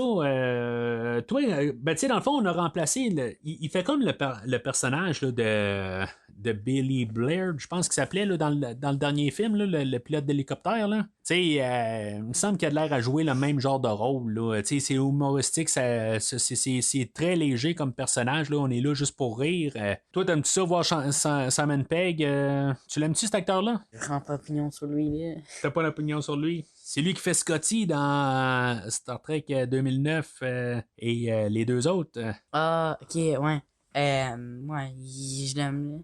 Ouais, ben tu sais, honnêtement, il n'y a pas grand place aujourd'hui. Là. Il prend toute la place juste pour comme détendre un peu, je pense, l'atmosphère un peu vers la fin du film aussi, là, même si c'est un petit peu intense, où on voit Tom Cruise se promener, là, il part à la course, puis il y a Benji qui est en train de dire, dans le fond, où est-ce que le téléphone qu'il a appelé il a appelé Julia, c'est ça, Musgrave, il a prêté le téléphone pour il dit que Julie est encore en vie, puis dans le fond, là, il utilise des satellites pour trouver où est-ce que le téléphone était. Puis, c'est ça, il court partout. Tu sais, je sais pas si t'as remarqué, là, il y a une scène, il court, puis c'est assez étrange. C'est un des super effets spéciaux là, qu'on doit utiliser, là, mais... il n'y a pas de grands effets spéciaux, mais des fois, il efface des harnais. Puis, il y a un harnais qui paraît encore pendant qu'il saute. Il est en train de courir sur un pont, puis on voit un harnais. Là. C'est comme ça. Il y a une grosse ligne qui apparaît. Là. Ouais. C'est full évident. Là. C'est vraiment étrange là, qu'ils ont gardé là, cette.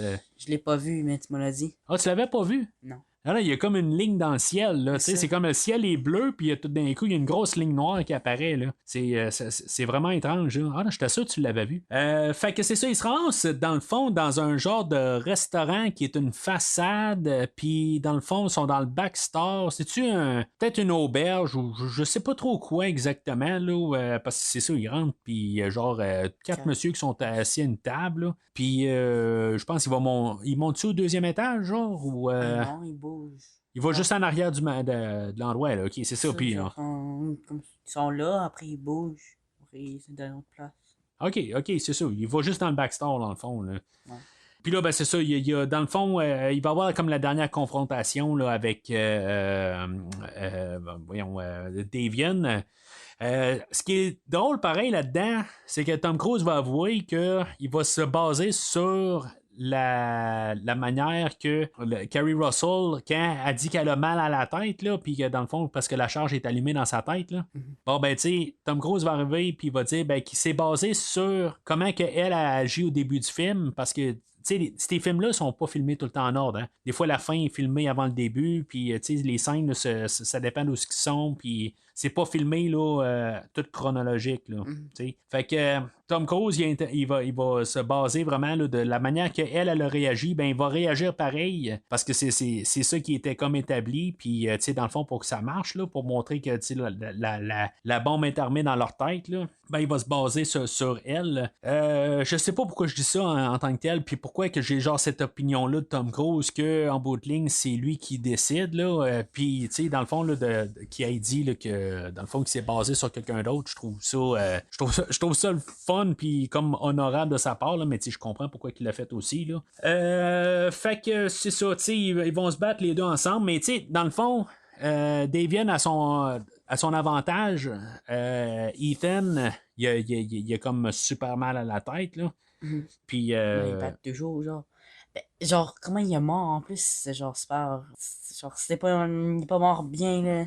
Ouais, ben c'est rapide, hein? C'est poche. Il se fight, là. Après, il va dans la suite. Après, il est en bas, puis lui est en haut. Après un tour, il fait juste le tuer. Là. Ouais, c'est comme. Ben, il fallait qu'il s'arrange pour que ça soit rapide pareil, puis que ça soit définitif. Ouais. Parce que là, il y a genre ouais. 4 minutes. Ben, Moi c'est qui dans m'en le fond. remets un. Genre, c'était pas. Ouais, ben, il aurait pu être comme blessé, puis revenir, puis ça aurait pu être Julia En qui. plus, en plus la bombe dans son cerveau, est-ce qu'il est toujours là? Parce qu'après qu'il se revive, il l'enlève-tu ou quoi? Ben, désarmé. Ouais, mais il est toujours dans sa tête. Ben, il va se moucher, puis elle va partir dans un Kleenex, j'imagine, je sais pas trop quoi, là. Elle va partir dans son système à quelque part, j'imagine, là. Mais dans le cerveau. Ben, elle est rentrée par le nez, tu sais, elle est shootée, là, par voie nasale.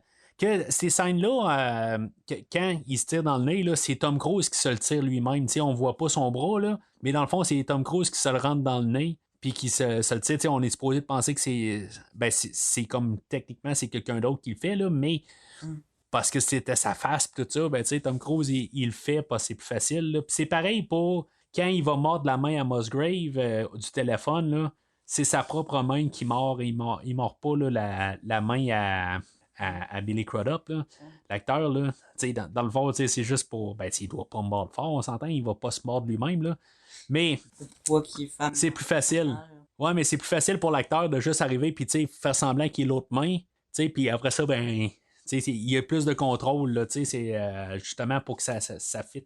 Mais c'est ça, fait que oui, c'est vrai que c'est assez spontané, la voiture qui ramasse. Mais en même temps, je me dis, il y a quelque chose comme 4 minutes. Puis là, le gars vient de se faire frapper par la voiture. Il y a peut-être une police dans le coin, quelque chose de même, qui va arriver, puis qu'il y a quelqu'un qui va pointer. Ouais, mais tu sais, il est en train de se battre avec quelqu'un, puis qu'il va pointer. La police va rentrer dans le restaurant, tu sais, pendant que l'autre qui est en train d'essayer de trouver un bocal pour se faire frire la tête, dans le fond, là, pour pouvoir se faire sauter la charge, tu sais, puis ça pourrait finir que finalement, ben, il est pas capable parce que la police rentre, tu sais, il peut rien faire. Mais heureusement, ça n'arrive pas, là. Mais c'est comme tout est fait juste. C'est comme il se passe plus rien dans ce film-là, à part quand on voit Tom Cruise, c'est juste lui. C'est comme lui qui bouge si il sort de la salle, ça bouge plus. C'est ça que j'ai comme l'impression. Là. Mais c'est ça. Par contre, quand il meurt, ben c'est ça, c'est Julia qui ramasse. Un gars par rapport, il rentre, là. Ouais, il y a un gars qui rentre, puis ben il y a l'autre, là. Musgrave aussi, là. Puis, dans le fond, c'est ça, elle va le réanimer parce qu'elle est. C'est une infirmière, là. Personne d'autre pourrait le faire, c'est juste elle. Ouais, ben c'est ça, ben c'est parce qu'elle est en amour avec, puis dans le fond, à cause qu'elle est infirmière, elle est capable de le faire, là. Ouais, mais, moi, d'après ce que. Ça fait genre 6-7 fois là, que je fais le cours là, de réanimation, puis de tout ça. Là, dans le fond, en tant qu'employeur, je devais couvrir ça là, il y a une couple d'années. C'est des cours d'RCR. Puis d'après ce que je peux comprendre, là, quand tu fais des massages cardiaques, tu as à peu près genre 0.0001 de chance de pouvoir réanimer quelqu'un vraiment là, en faisant des massages cardiaques. Tu as vraiment besoin normalement là, d'un défibrillateur, là, ce qu'ils cherchent. Là. C'est possible, mais c'est comme genre tout le temps dans les films, là, ils mettent tout le temps qu'ils sont capables de juste avec des massages cardiaques là, de réanimer le monde. Là. C'est très peu probable, là, mais je comprends pourquoi on le fait. On peut pas faire mourir Ethan Hunt. Puis ça fait juste étrange pareil que c'est pas lui qui fait. Il est comme mort à la fin du film, là, puis c'est elle qui va terminer le film. Terminer l'action du film, là. Fait qu'en tout cas. Puis là, ben c'est ça. Fait que finalement, il est forcé pour, comme il dit, que finalement, c'est un agent de l'IMF, puis que finalement, ben, elle se ramasse là, dans les quartiers généraux du IMF, puis elle va rencontrer toute l'équipe, puis ça finit bien rose. Il y a quand même le fait que Ethan va se ramasser là, avec Brussels, puis dans le fond, Brussels va y offrir de continuer avec l'IMF. Tom Cruise, ben, il dit qu'il va y penser, Naturellement, ça a l'air qu'il va revenir parce que on va parler là, de 5 films là, dans un avenir. Puis, dans le fond, il dit qu'il il va y dire c'est quoi qu'il y a dans la patte de lapin.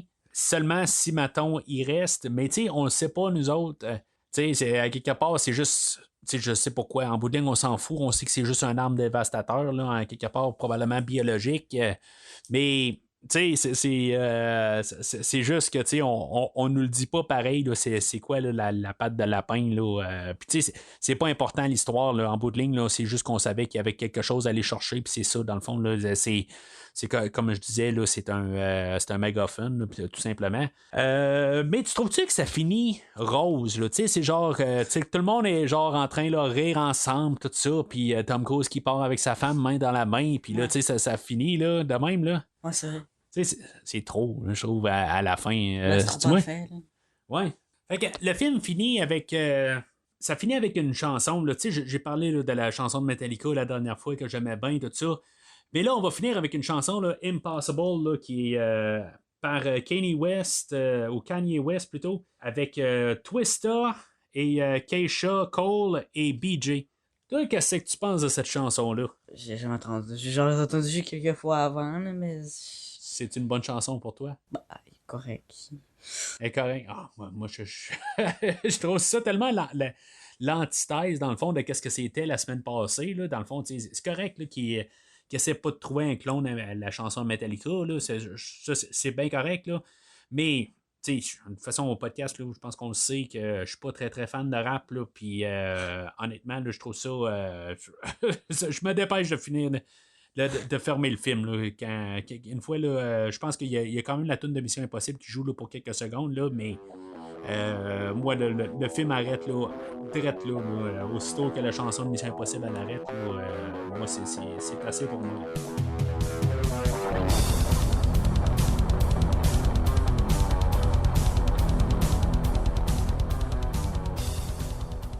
Alors, en conclusion, tu donnerais là, quel genre de cote au film de Mission Impossible 3?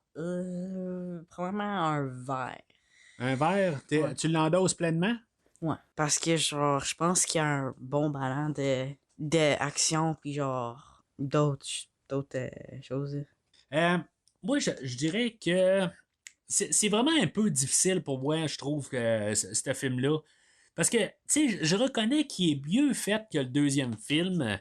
C'est sûr que le deuxième film, j'ai une genre de nostalgie, comme j'expliquais la semaine passée. Mais je trouve qu'il est tellement fait comme genre de l'écriture 101 parfaite. Tu sais, c'est comme j'ai un peu martelé là, pendant le podcast que ils mettent une idée en place, puis que, tu sais, dans le fond, ça répond un peu plus loin. Puis c'est comme tout le temps ça. C'est comme trop écrit parfait. Il y a quelque chose qui manque. Il manque un âme, je trouve, au film. C'est contrairement au film de la semaine passée, qui est inférieur, que je vais préférer écouter Mission Impossible 2. Mais je reconnais que, que le film est mieux construit aujourd'hui. Fait que, je vais y aller avec un verre, je vais mieux l'endosser que le Mission Impossible 2. Mais, personnellement, je fais comme un peu la différence avec ce que j'ai fait la semaine passée aussi, que je disais que j'endossais à un niveau jaune, puis pourtant, pour moi, je veux dire, je vais bien aimer écouter Mission Impossible 2. Mais c'est ça, je vais faire un peu l'inverse aujourd'hui. C'est pas genre la Mission Impossible, c'est probablement la Mission Impossible que j'aime le moins écouter. En tout cas, dans les 3 premiers, là, c'est la Mission Impossible que j'ai le moins envie d'écouter à chaque fois. Contrairement là, puis même mon niveau d'endossement, je vais peut-être l'endosser là, mieux que le 2. Certainement pas meilleur que le premier. Par contre, ça, je reste quand même assez ferme là-dessus que le premier film est un meilleur film que le film aujourd'hui, tant qu'à moi. Mais c'est ça. Fait que, je vais pour un verre avec le film d'aujourd'hui. La semaine prochaine, on va revenir avec Mission Impossible, le 4e film. Bien sûr, je vais être tout seul pour la prochaine semaine. William, je sais pas si tu vas revenir au courant des prochaines semaines. Là. Je veux dire, dans le fond, ça va y aller avec ton horaire. Mais est-ce que tu es repartant pour revenir quand même peut-être encore une fois? avant la fin de la rétrospective ou peut-être au moins pour le nouveau film? Ouais, j'aimerais revenir, là. Ben, en tout cas, on va checker ça là, dans les prochaines semaines. C'est sûr que on s'en va là, vers la fin de l'école, tout ça. Moi, c'est sûr que j'aimerais ça te revoir soit pour Fallout ou pour le nouveau film. Là. En tout cas, on va checker ça là, dans les prochaines semaines. Sinon, ben, c'était le fun quand même de refaire encore le podcast avec toi, William, aujourd'hui. J'ai aimé enregistrer avec toi. Ah, ben ça change quand même avec la dynamique, notre dynamique qu'on a normalement, là, tu sais. Je pense que t'es encore un petit peu gêné avec le micro. Éventuellement, ben, tu sais, j'ai l'intention de quand même en refaire quelques films là, plus tard, là, pendant l'été. On va en refaire quand même ensemble. Si c'est pas dans Mission Impossible, ça sera dans d'autres franchises, dans le pire des cas.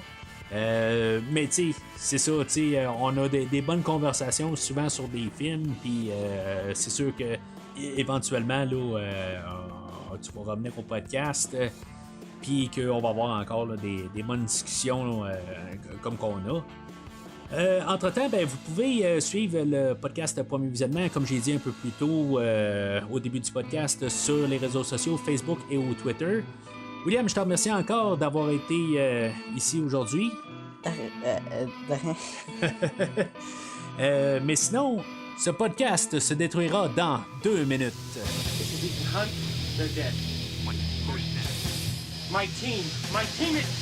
Merci d'avoir écouté cet épisode de Premier Visionnement. J'espère que vous vous êtes bien amusés. I'm infected with Chimera. You know you don't have a choice. Je vous donne rendez-vous la semaine prochaine pour la couverture d'un autre film. Have you been away so long you've forgotten how good we are? Si vous voulez entre-temps regarder le catalogue complet du podcast et télécharger des épisodes passés, rendez-vous sur premiervisionnement.com. Hey, one thing. Rabbit's foot. What is it? Vous pouvez aussi suivre le podcast sur plusieurs plateformes, dont Apple Podcast, Spotify, Podbean, Google Podcast, Amazon Music et YouTube. N'hésitez pas à donner une critique de 5 étoiles sur la plateforme de votre choix. Mondays will run out and thousands of innocent people will pay the price. Vous pouvez également suivre Premier Visionnement sur Facebook et Twitter pour rester informé de nouveaux épisodes. You never see me very upset. Premier Visionnement a besoin de votre aide pour grandir. Vous pouvez partager le podcast avec vos amis qui s'intéressent au cinéma de tout genre. En espérant vous voir au prochain épisode. There will always be another lane. There will always be people like us to face him. We've done our part, and we've been cast aside. We can be anyone. This tape will self-destruct in 5 seconds. Good luck, Jim. Hasta lasagna, don't get any onion.